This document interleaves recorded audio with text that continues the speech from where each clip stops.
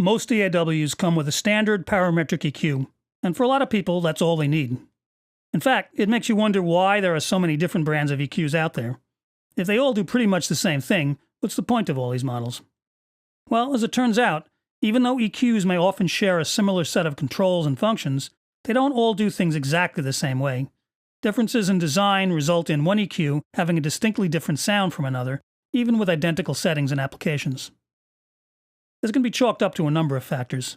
Slight variations in the curves, the way in which adjacent bands interact with each other, among other factors, can lend each EQ its own subtle character.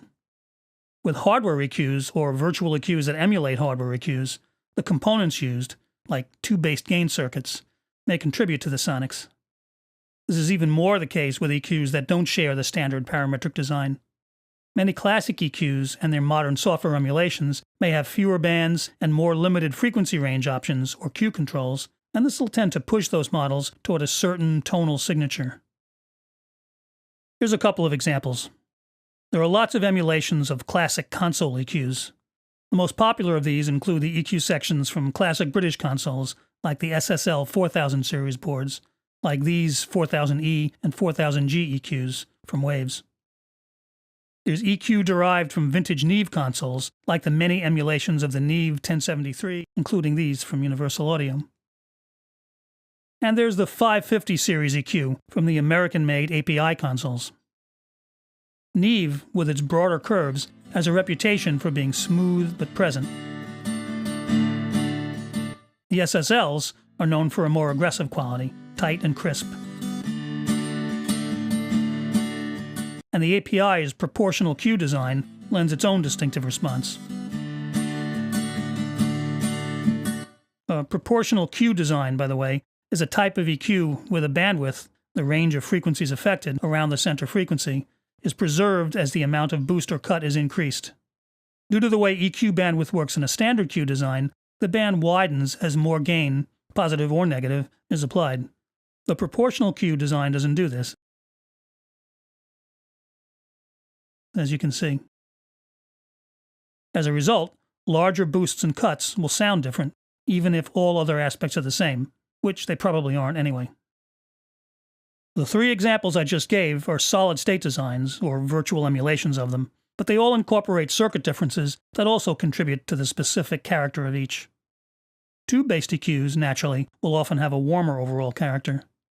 Some tube designs or models have a more unusual front panel layout that pushes the EQ into particular sonic territory. The mother of all EQs is probably the vintage passive tube-based Pultec EQ-P1A. This model utilizes a passive design.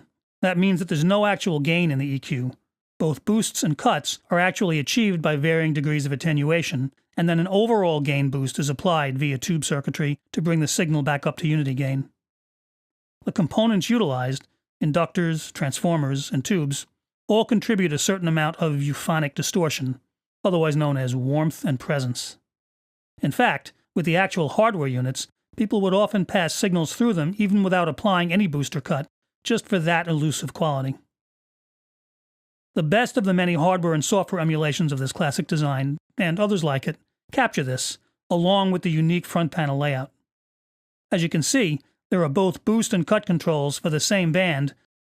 The boost and cut curves have different shapes that complement each other, so instead of canceling out, they produce a curve like this. In the low end, the single band can allow for a bass boost that adds heft without boom. Likewise, the high-frequency section can add air without undue harshness. Now, of course, with a modern parametric with more bands, you can emulate this beneficial behavior, if you know about it, but the Pultec just does it for you. Couple the EQ-P1A's high and low frequency EQ with its companion piece, the mid-range MEQ5, and you've got a distinctive sounding EQ section that combines flexibility with vintage warmth and presence. So rather than just sticking to the plain old vanilla channel EQ that the DAW provides, trying some of these more characterful models, vintage or virtual, can be just the ticket to adding a little something extra as you shape the tonal balance of your tracks.